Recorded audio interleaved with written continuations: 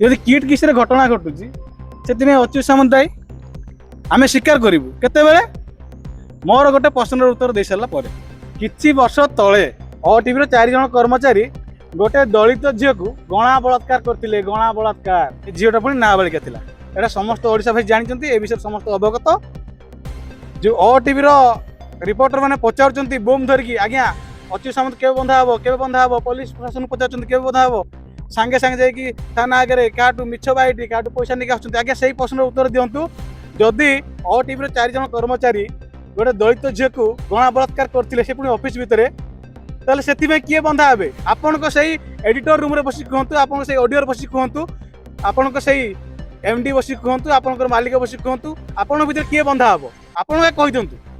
ତାପରେ ଆମେ ମାନିବୁ ଅଚ୍ୟୁତ ସାମନ୍ତ କେବେ ବନ୍ଧା ହେବେ।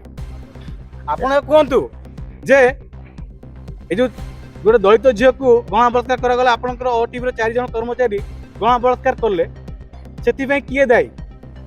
ଓଟିଭିର ଏମ୍ଡି ନା ଓଟିଭିର ଫାଉଣ୍ଡର ନା ପଣ୍ଡା ବାବୁ? ଆପଣ ଏଇ ପ୍ରଶ୍ନର ଉତ୍ତର ମୋତେ ଦିଅନ୍ତୁ।